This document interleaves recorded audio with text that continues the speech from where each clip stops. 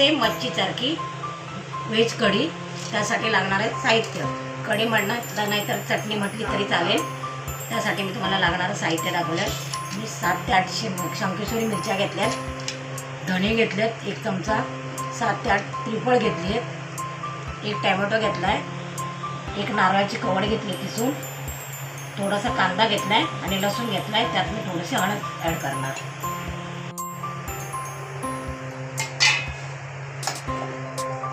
मिक्सरला मिरची बारीक करू.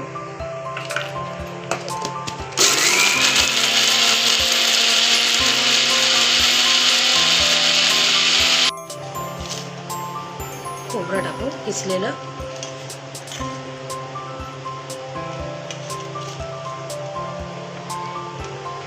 आपण त्यात लसूण पण सगळं एकत्र टाकू. कापून घेतलेला टॅमॅटो पण टाकणार आहे मी त्यात आणि थोडीशी हळद.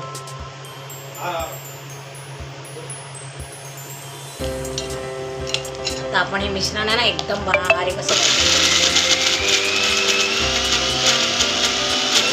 व्हेज मच्छीसारखी कढी बनवायला घेतलोय. मच्छी नाही त्याच्यात, व्हेज आहे.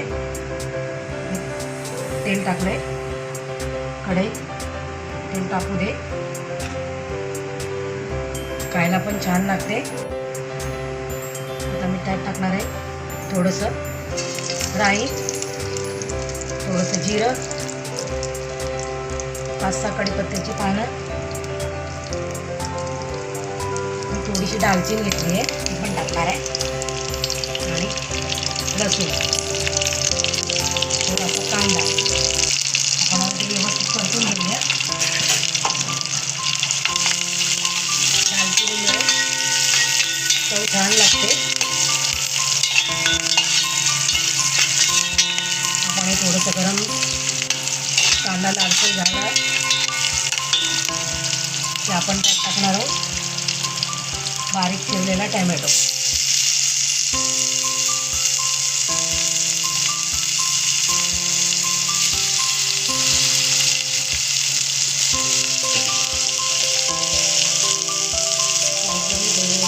टाकणार आहे. आपण हे मिश्रण व्यवस्थित करायची नाही तर आपलं नाही पाहिजे.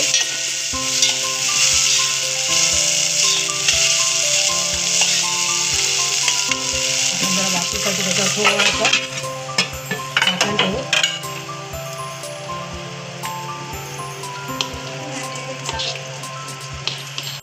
कांदा टोमॅटो व्यवस्थित छान असा लाल कलरचा झाला आहे. आपण आता त्यात आपण वाटलेलं वाटण टाकू.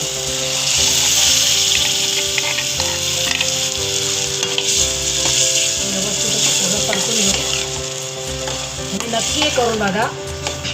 जे कोणी मच्छी खात नाही ना, खास त्यांच्यासाठी मी रेसिपी दाखवली आहे. जास्त पातळ नाही करायची.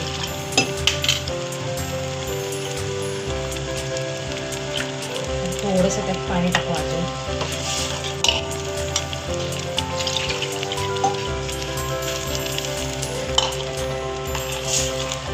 गॅस बंद करते. पण याला 10 ते 15 मिनटं असं बारीक गॅसवर उकळी आली पाहिजे. त्यात मी टाकते 5 ते 6 कोकम. कोकममुळे अजून चव छान येते.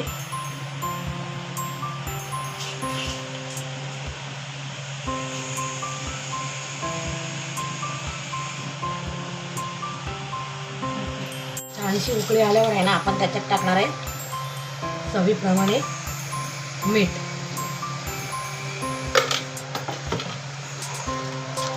असं व्यवस्थित असं केशरी कलर आलाय त्याला.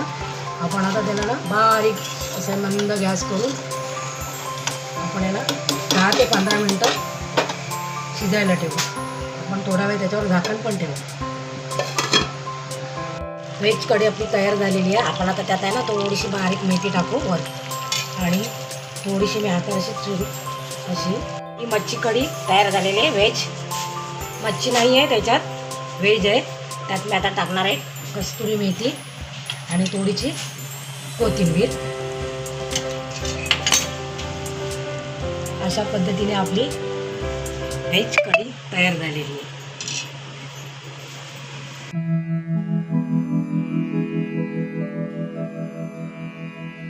यन्तु नदयो वर्षन्तु पर्जन्याः